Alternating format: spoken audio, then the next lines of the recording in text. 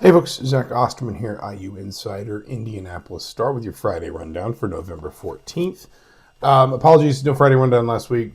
To be perfectly candid, there's just a lot going on and we weren't able to pull one together, but wanted to give you one this week. A main topic today we'll be talking about is private capital or private equity, something that I know is very exciting to the average sports fan. But a few housekeeping notes. First of all, men's soccer waiting to hear on where it will be seeded for the NCAA tournament. The Hoosiers are likely at this point, I think, to get a top 16 seed, which means they host at least one game in the tournament. They're 8th in the RPI right now, so there's a decent chance that they could get a top 8 seed and host at least 2 games. Conference tournaments, rather, will wrap this weekend, and then selection will be next week, and the tournament will start next weekend. Volleyball in a similar position. Their regular season's still ongoing, but in a really good spot in the RPI, in the top 15. Oregon and Maryland at home this weekend. Very much Steve Aird's crew just kind of in, rack up wins mode at this point. The RPI is good. They've got quality wins both at home and on the road. It is worth saying, that the top 16 teams in the NCAA tournament host the first couple rounds. So if Indiana stays in a good RPI position, because in sports like this, usually the RPI goes a really long way toward determining things like selection and seeding for the NCAA postseason. If Indiana stays in a good RPI position, which would not be hard to do if they keep winning in the Big Ten, there's a very real chance Wilkinson Hall could host some NCAA tournament matches. It would be Indiana's first NCAA tournament appearance in volleyball since, I believe, 2010, when Ashley Benson was an All-American for the Hoosiers. Just some housekeeping. Mike Nislak and I had an extended discussion on basketball. We did 2 podcasts this week rather than just the one. We separated one out purely for football, and then one really to talk about men's and women's basketball, and then the starts we've seen there. So go get that wherever you get your podcasts, or you can get it on the YouTube channel as well. Please remember to like us, leave us a review wherever you listen to your podcast. That stuff obviously helps us. Football Saturday at noon on the Big Ten Network, Wisconsin at home. We're not quite to the point of Indiana clinching a spot in Indianapolis, because they're not in, just by virtue of what the tiebreakers are. If Indiana winds up in a one-loss tiebreaker with more than one team, and I guess this is a good thing to kind of know, if Indiana winds up in a one-loss tiebreaker with more than one other team in the conference, not many of those scenarios, if any, really favor Indiana, just because of what the tiebreakers are. Obviously, if Indiana beats Wisconsin, beats Purdue, it doesn't matter. They're in Indianapolis. But if Indiana were to lose one of those 2 games, any scenario where they'd wind up in a tiebreaker with multiple other teams would get kind of uncomfortable for the Hoosiers. So we're not quite to the point of them clinching a spot in Indy, but a win this weekend would maybe start to narrow down some of those paths. As ever, please like and subscribe to the YouTube channel. We've been blown away by the community we've started to build here, by the engagement we've gotten, the audience, the way it's grown, the way it's interacted. Really enjoyed kind of introducing a new layer to our coverage through this. So we appreciate everyone who's jumped on board. And if you haven't already, please like and subscribe here at the YouTube channel, because we are very much committed to continuing to build this out and continuing to bring you, content through this medium as well, including, of course, your Friday rundown, which this week will be about, and I got some extensive notes here, about private capital, and in particular the Big Ten's foray into taking on a capital partner, in this case, the University of California Retirement Fund, which I think is valued at around $200 billion. First thing I'll say is there are, credit up front. Ross Dellinger at Yahoo Sports and On3, Amanda Kristovich at Front Office Sports, Matt Brown with Extra Points. There's been really good reporting at the USA Today level, at the ESPN level.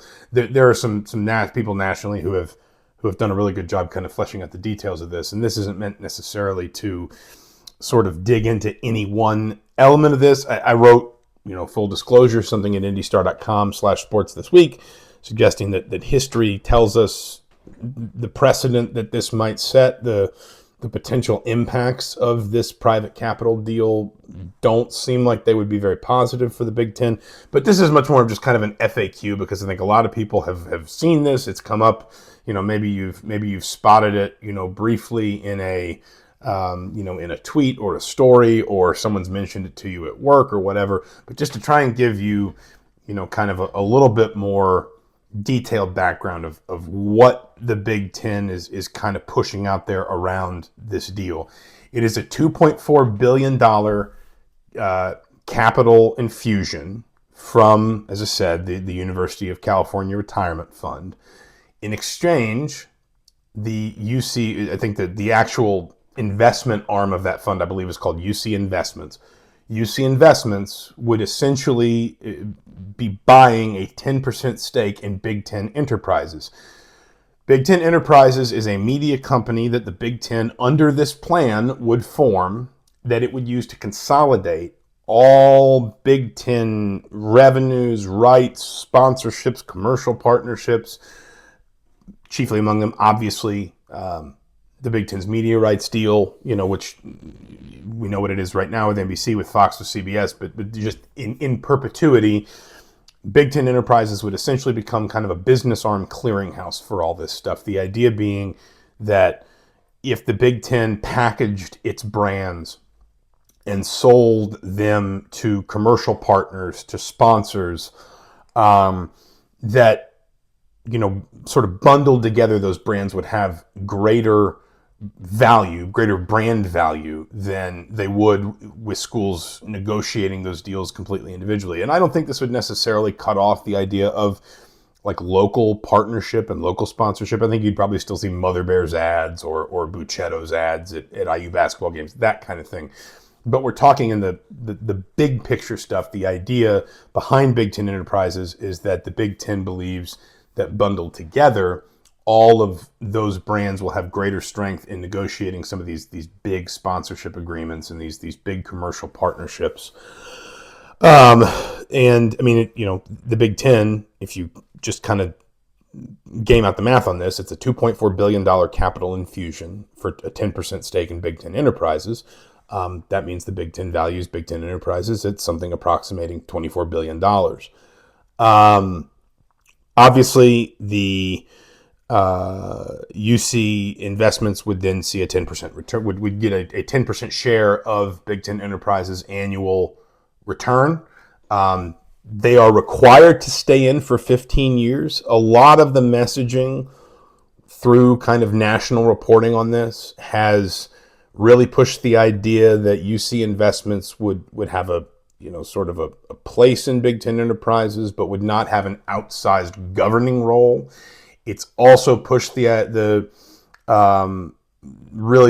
emphasized, I guess the best way to say it is the fact that not only are they required to stay in for 15 years, but that the Big Ten would retain, Big Ten schools and the conference would retain a lot of autonomy around who they would be allowed to sell that stake to, because of course private capital, private equity, you tend to sort of be putting money in exchange for long-term dividends, and then a lot of times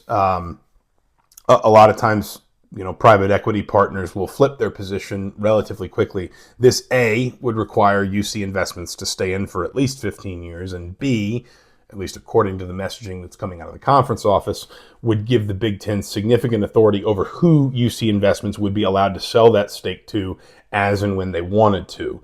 The idea being that the Big Ten would have a real level of control over who they would allow to buy a stake in Big Ten Enterprises if UC Investments eventually wanted to sell. That's kind of the what. The why. Why is the Big Ten doing this? There are, I think, two really big reasons. Number one is money.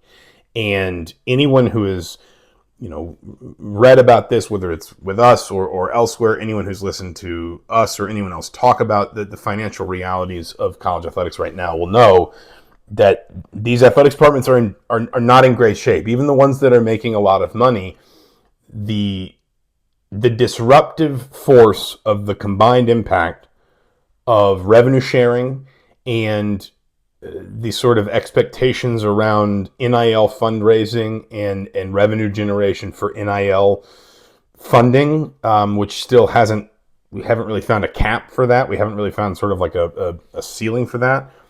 That has left departments making some hard decisions around layoffs, around debt service, certainly around future projects, capital projects, things like that. And listen, we can have a conversation about, people should have seen this coming, or saved some for a rainy day. But I think a lot of these athletics directors right now are just in the position of saying, would you rather argue about who broke the plane or fix it before it crashes? And this is, the desire here is this upfront infusion of capital, just helps pay down a lot of this stuff, and maybe, assuming it is marshaled correctly, I think the theory is, allows some of these departments to kind of reset a little bit and sort of say, okay, we can clear a lot of this and not have to worry about kind of these outstanding issues, and then we can sort of reset ourselves and come up with a new financial strategy to make sure we're solvent moving forward. Again, we can comment on how likely that is at different places when you see the numbers being paid for coaching buyouts and things like that. But that is one of the reasons why there is support for this is there are a lot of schools in the Big Ten that just feel they probably need the money. The other really big, and maybe potentially the sticking point a little bit more, for the schools that are sort of objecting to this, and we'll talk about that in a minute, would be a 10-year extension of the grant of rights. A grant of rights is essentially the structure through which each school in the conference gives the Big Ten the authority, basically ownership of each individual school's rights that the Big Ten obviously then takes and uses to negotiate TV deals and things like that. Anyone who followed the drama in the ACC for the last couple of years will know that the grant of rights in the ACC was basically prohibitive to conference members leaving the ACC, and that led to some members, Clemson and Florida State in particular, very publicly exploring some sort of legal way out of the grant of rights agreement with the ACC. It's obviously not infallible, nothing is, but the grant of rights tends to be the thing that as much as anything else, formally, legally, sort of structurally, whatever word you want to use, binds a conference together. And in this world we live in, where the sort of vague threat of the Super League is always present, and we're constantly trying to figure out, what's next with, with conference consolidation and TV revenues, playoff expansion, all these different things, a lot of schools in the Big Ten want to make sure that their conference stays together, because they don't want the Big Ten's biggest brands to just sort of, pick up and leave. And so extending the grant of rights for another year, 10 years through 2046, is kind of, I think, a really big piece of this for a lot of the schools that are going to have a vested interest in the Big Ten staying together.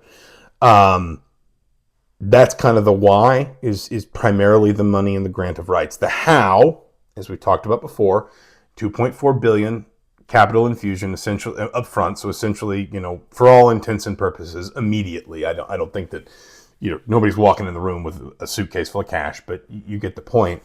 That gets UC Investments a 10% stake in Big Ten Enterprises. The other 90% belongs to the conference schools.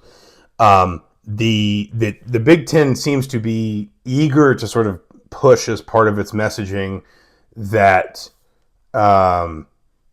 that there is no firm debt obligation. That this is not the Big Ten does not have to pay back a specific amount of money to UC Investments, nor is there any kind of interest concern or anything like that. Now, we can have a conversation about the semantics of that when you're taking capital up front in exchange for, payments down the line. You can argue that's debt service, just in kind of another name, but it's not debt service in the sense that if the Big Ten, if Big Ten Investments or Big Ten Enterprise were just to fail for some reason, the Big Ten would not be on the hook for having to pay all this money back some other way. At least that is the Big Ten's messaging. And also there's, the concurrent thing here is there's no interest. It's not like a home loan or a car loan where you're paying interest as much as you're paying principal, that kind of thing.